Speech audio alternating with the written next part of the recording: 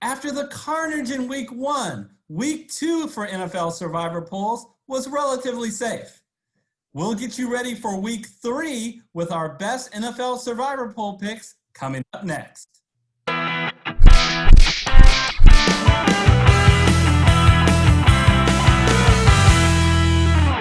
Hello, everyone. I'm Eric Lee. And I'm Michael Wiley, and we're the Fantasy Football Consultants. Michael, I just have to ask you, how stressed out were you about those darn Jacksonville Jaguars? Because I felt it in the first week. Were you worried at all late in that game? It was 30. Maybe a little after what happened to your Colts the week before, but I felt a little bit better about how things were trending, and I think they were more well prepared for a potential Gardner Minshew comeback. Yeah, so I want to give it up to you, Michael. Not only have you survived the first 2 weeks, but you've had a first pick and a second pick, and you've gotten 4 picks all correct. So good job so far. So now we're putting the pressure on you to come through again in week 3. Yeah, thanks a lot. So how about our poll? What's going on with that? All right, so we lost a few more this week. We have 15 who've dropped out of the poll, so we're down to 94. Of those 15, 10 did not make a pick. So that continues to be the bugaboo. One picked Minnesota, but the other 4 picked those New Orleans Saints. Probably forgot to make their pick until the Monday night, because I always felt like that was a dangerous pick. And those Saints went down to my Las Vegas Raiders.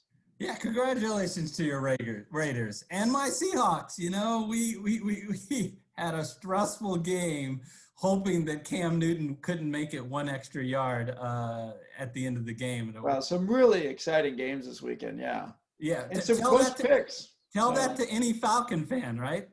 Oh, boy, man. They've just – I feel for Falcon fans after the Super Bowl a few years ago, and now what a debacle. I mean, yeah, horrible. Yeah, so let's get ready for week 3. There are 6 games that immediately come to our attention. The top 6 games, Michael, all 6 favorites are home. So Arizona's at home, 6 over Detroit. Philadelphia against Cincinnati and New England against your Las Vegas Raiders are both 6.5-point favorites. Touchdown favorites are the Chargers and Cleveland over Carolina and the Washington football team, respectively. And the highest spread of the week, believe it or not, is the Indianapolis Colts against the New York Jets.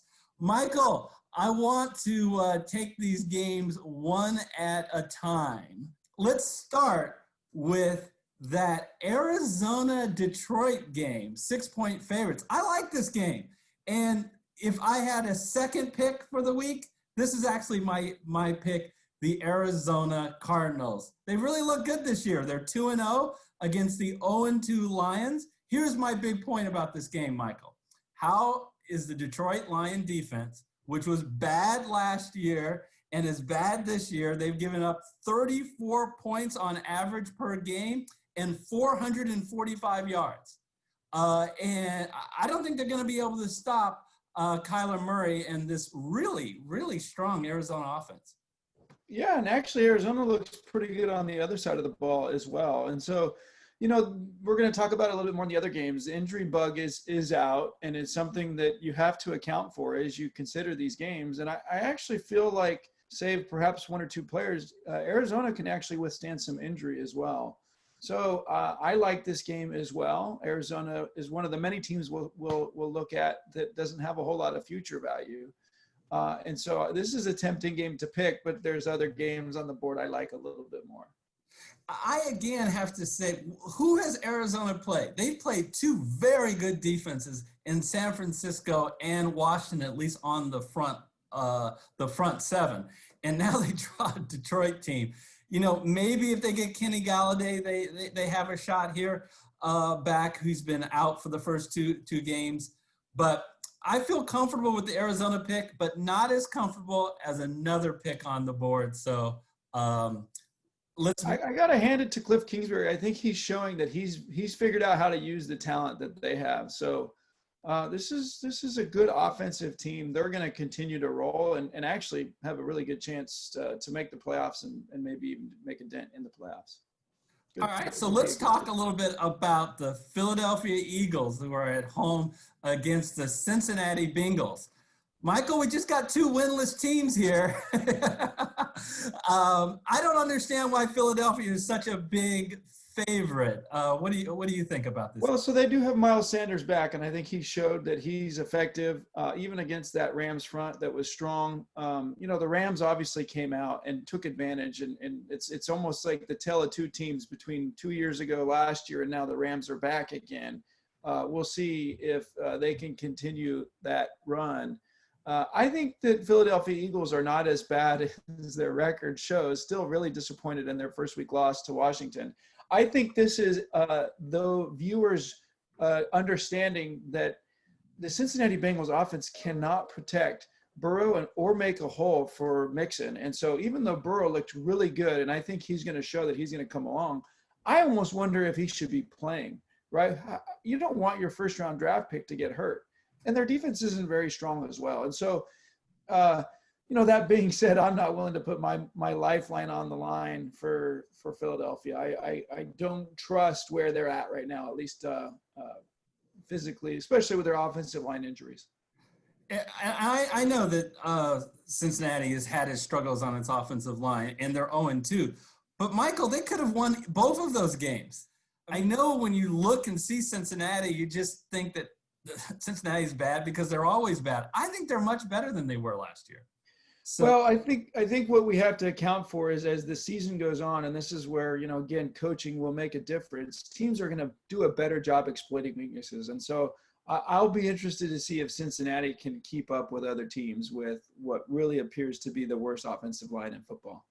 All right. Speaking of teams I have little confidence in, Cleveland is at home against the Washington football team. Let me just be clear. I want no part of this game. I don't have a good feel for either team. I don't really think either team is that good. Both one teams. What's your take or read on this game? Yeah, I actually think this is a harder pick than the Philadelphia game. I would prefer to pick Philadelphia over Cleveland, even though I still am, aghast at what Cleveland is unable to do on the offensive end.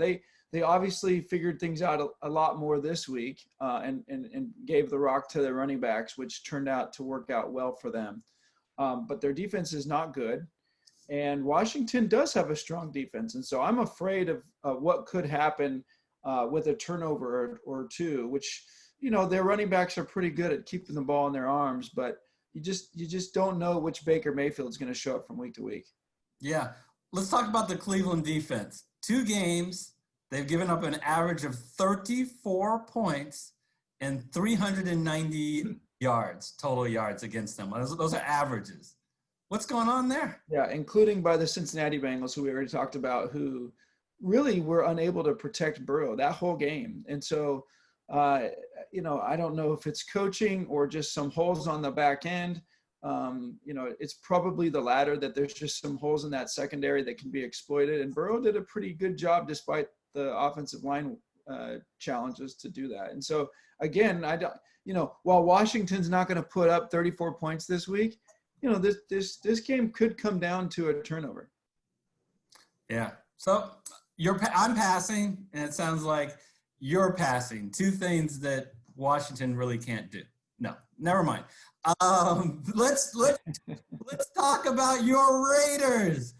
New England is a 6.5-point favorite. They're at home against the Las Vegas Raiders. I'm going to let you lead this off.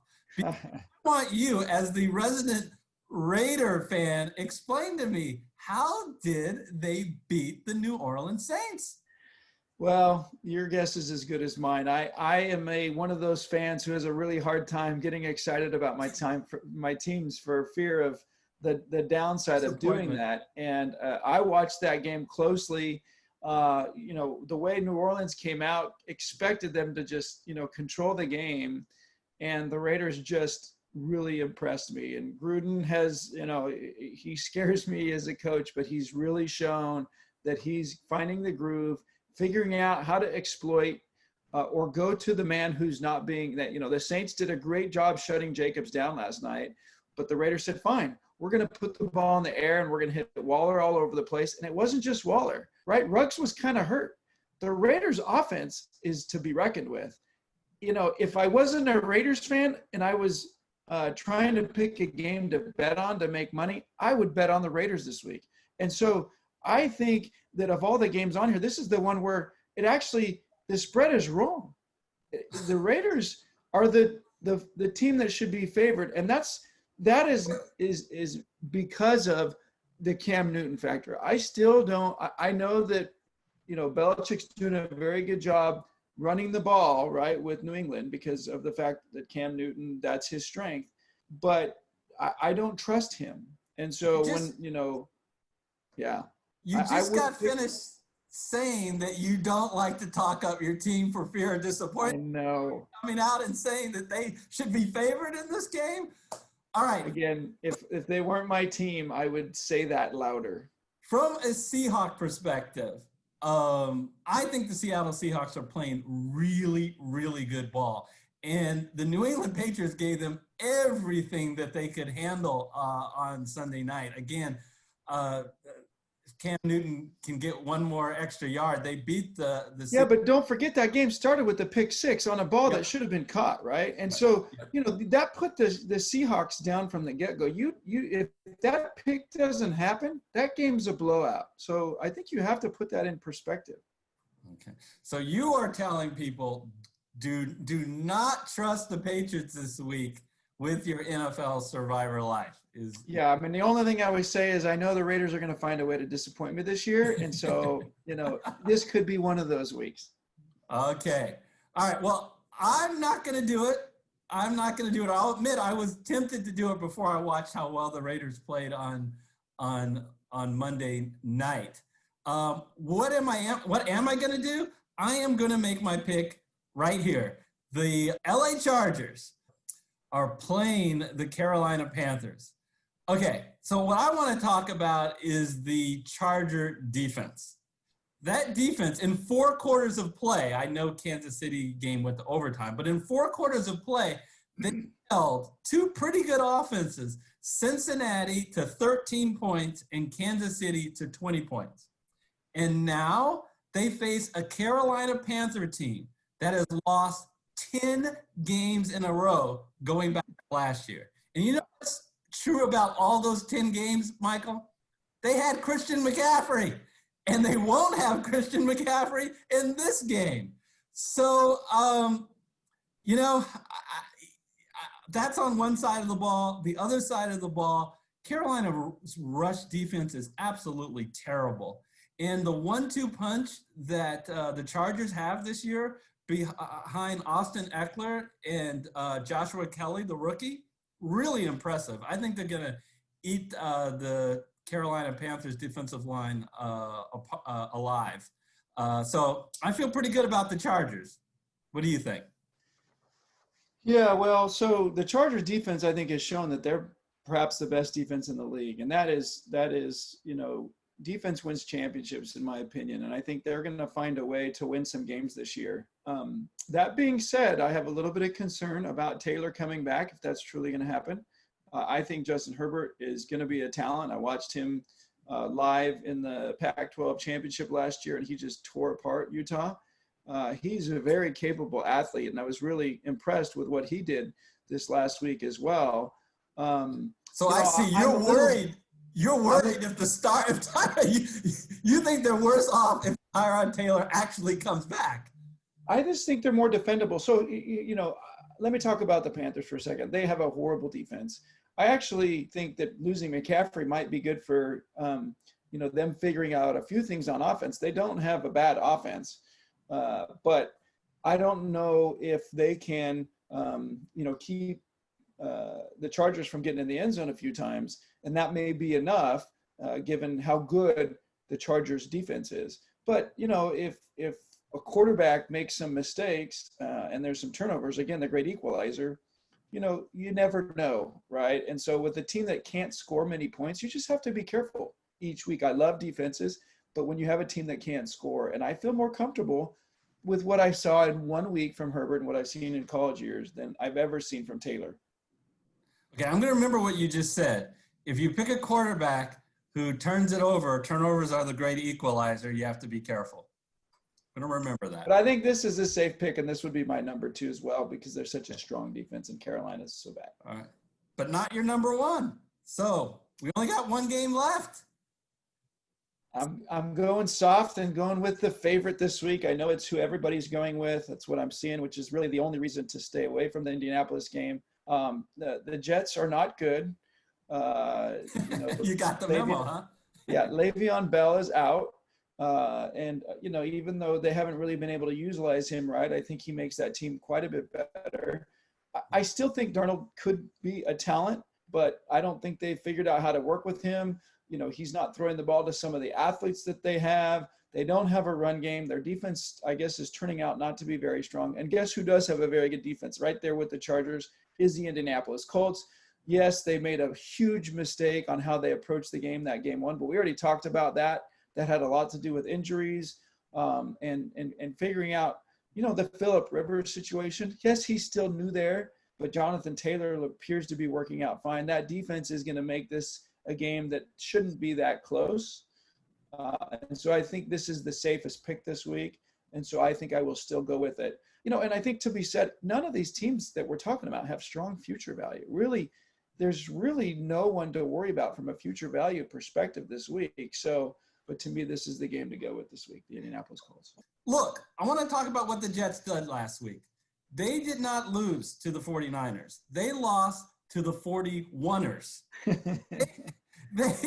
The 49ers either came into that game or played a significant portion without their top QB, without their top running back, without their top wide receiver, without their top tight end, and without their top defensive end. Yeah, perhaps the best defensive end in the league. And they still got rolled 31-13. Okay, so here's what I'm saying. Why not pick the Colts against what could be the worst team in the league? Oh my gosh, I'm having flashbacks. Say that in week 1. Good luck, Michael. All right, well, I'm going to remember your phrase. You have a quarterback who throws interceptions, can be the great equalizer. I just say that because Phillip Rivers threw 2 interceptions. Look, yeah, that's a lot of people are picking this because a lot of people haven't picked the Colts yet. Why? Because if you picked the Colts, likely you did in week 1, you're not in the pool anymore. So, I've already picked the Colts. So if I'm playing along, even though I'm out of the pool, I want to be consistent. The question is, if the Colts were still on the board, would I pick the Colts or would I pick the Chargers? I don't know. I feel very good about the Charger pick. I feel better about against the Jets than for the Colts. Maybe that's just because the Colts already burned me. I totally understand anybody picking the Colts this week. It makes perfect sense because the Jets, Michael, who's the worst team in the NFL right now, in your opinion, based on 2 weeks of data? Who do you think the worst? It's the Jets. That's the unanimous choice of any ranking right now is the Jets are the worst team in football. So, the Colts look good. The Colts look good last week. Very good defense. And handling the Vikings pretty easily. Was there something you wanted to comment about on the Tampa Bay game? Oh, just that, I think Tampa Bay is kind of putting it together. Denver, Drew Lock is injured, right? And so I think that's a big deal for them. Yeah. They got to figure out. Cortland Sutton, their number one. Yeah, exactly. So, they're going to be running the ball, and Tampa Bay should be able to figure that out. And Tampa Bay's figured out how to use Fournette. Tom Brady's now been there a few weeks, and hopefully that means Arians knows how to adjust for, his arm strength and his capabilities. I think that's a decent game to pick as well. Actually, probably a safe game, and they don't have a whole lot of future value as well. And so even though they weren't one of the higher spreads this week, I feel better about them than, say, the Patriot game and the Philadelphia game. So, and of course the Cleveland game. So, and they for the first time, Tom Brady's going to get a healthy Mike Evans and Chris Godwin in the same game. Second week of the season, Chris Godwin was out with a concussion. In the first game, Mike Evans was just a decoy. He was not healthy. So they both should be healthy this week. So I agree with you, Michael. I feel more comfortable with Tampa Bay. I know Tampa Bay's on the road, and all the teams we've talked about, their favorites were home. But I'd be more comfortable picking Tampa Bay than picking the favored Browns or the favored Eagles. So one caveat on all our picks, we continue to film on Tuesdays, and, practices are happening. So we need to really pay attention to injuries that occur potentially during practice, because that could really change things up. So something for us to keep an eye on. Michael, I wanted to talk to you a little about something. It's going to just sound like I'm bragging or complaining at the same time. But have you ever seen a better division in football than the NFC West this year? I think we can have 3 of 4 teams make the playoffs. You've got 3 2-0 teams currently with the Seahawks, Arizona, and the Rams. And then you got the Super Bowl participants last year. The NFC champions. Sounds better to say it that way, but I guess because they're not your team, you say it that way. Yeah, well, I'm around. Super Bowl losers is what you really want. Yeah, I like that. I like that. What do you think? Am I going too far, or do you think this division is going to be? I thought you were going to talk about the AFC West with the Chargers and the Chiefs and now the Raiders. But no, you're right. That's a very strong division. The Rams are back. By the way, don't forget they were the Super Bowl losers the year before, right? And what about those Cardinals? So that's a very strong division. It's going to be unfortunate for that team that doesn't make the playoffs, who perhaps deserves it because they're playing in such a tough division. Yeah, we opened up. It could be the Niners because of all these injuries. It would be crazy. Who do you think is going to finish last in that division? As of right now, with the injuries that we see, I mean, Bosa being out is a huge deal. I think it could be the Niners. Yeah. Okay. So I wanted to thank our community. I am continually impressed, Michael, how the great community that we have, not just because you watch the show and support the show, but you guys are in the comment section and participating. We really appreciate it. If you have not officially joined our community, it's easy and it's free. Simply smash that red subscriber button. That also allows you to participate in any of our free contests that we do. We're currently doing one for NFL Survivor Pools, but we do weekly ones in our DraftKings shows, and we can surprise you in the future and do additional free contests to win real money. So I just wanted to pause and thank all of our subscribers. Both Michael and I really appreciate you guys. Very much so. And please remember to comment, including putting your picks in the comment sections each week, especially if you're alive, because you get a chance at that $50 bonus. But comment anyways, even if you're not alive, and put your team that you pick.